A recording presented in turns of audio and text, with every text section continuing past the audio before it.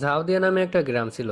সেখানে দিনের বেলায় সবাই খুশিতে খুশিতে জীবনযাপন করত, কিন্তু যখনই সন্ধ্যা হতো তখনই নেমে আসতো বিপর্যয়। কেউ যদি সন্ধ্যার পর তার ঘর থেকে বাইরে বের হতো, একটা কালো ছায়া এসে তাকে টেনে নিয়ে যেত, তাকে আর খুঁজে পাওয়া যেত না। কোনো বাচ্চাও যদি সন্ধ্যার পর বের হতো, তাকেও ওই কালো ছায়াটা টেনে নিয়ে চলে যেত।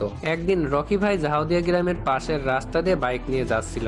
এমন সময় তার সামনে একটা ট্রাক চলে আসে। ট্রাকের কাছ থেকে রক্ষা পাওয়ার জন্য সে বাইকটা ডানে ঘোরায় এবং তার বাইকের গতিটা এতই ছিল যে কন্ট্রোল করতে না পেরে ঝাউদিয়া গ্রামের ভিতর ঢুকে যায়। তখনই সন্ধ্যা নেমে আসে। সে বাইকটা নিয়ে আস্তে আস্তে গ্রামের ভিতরে ঢুকতে থাকে। যেহেতু সন্ধ্যা নেমে গিয়েছিল, ওই কালো ছায়ার ভয়ে গ্রামের সবাই যার যার ঘরে ঢোকার জন্য দৌড়াতে শুরু করে এবং যে যার ঘরে চলে যায়, কারণ তারা জানে এখন যদি কেউ ঘরে ঢুকতে দেরি করে বা বাইরে থাকে তাহলে পরের দিন আর তাকে কেউ খুঁজে পাবে না। রকি ভাই কিন্তু বাইক নিয়ে সামনের দিকে আগাচ্ছিল, আর এই জিনিসটা দেখে সে কিন্তু বাইক নিয়ে দাঁড়িয়ে পড়ে। আর গ্রামের এই থমথমে পরিবেশটা তাকে একটু ভাবায়। তখনই সে দেখে সামনে থেকে একজন দৌড়ায় আসছে এবং তাকে বাইক থেকে নামতে বলে। একথা শুনে রকি ভাই বাইক থেকে নামে। এরপরে লোকটিকে জিজ্ঞাসা করে কি হয়েছে। তখন লোকটি বলে, কোনো কথা বলো না, দ্রুত আমার সাথে চলে আসো। তাই বলে সে সামনে ঘরের ভিতর ঢুকে যায়। রকি ভাইও লোকটির পিছন পিছন ঘরের ভিতর ঢুকে যায় এবং বলে, কি হয়েছে, সবাই এরকম দৌড়ায় ঘরের ভিতর চলে গেল এবং আমাকেও বাইক থেকে নেমে তুমি কেন ঘরের ভিতর আসতে বললে। তখন লোকটি রকি ভাইকে সবকিছু খুলে বলতে থাকে যে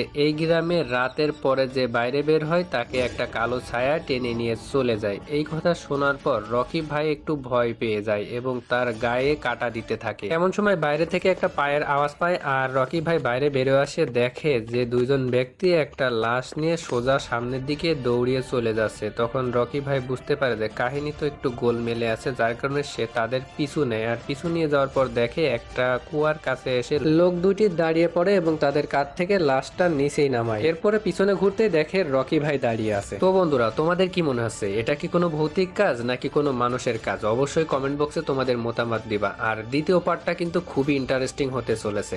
পার্ট 2 দেখতে হলে অবশ্যই আমাদের চ্যানেলটা ফলো অথবা সাবস্ক্রাইব করে রাখো এবং আজকের এই ভিডিওতে 1000 লাইক কমপ্লিট করে দিই।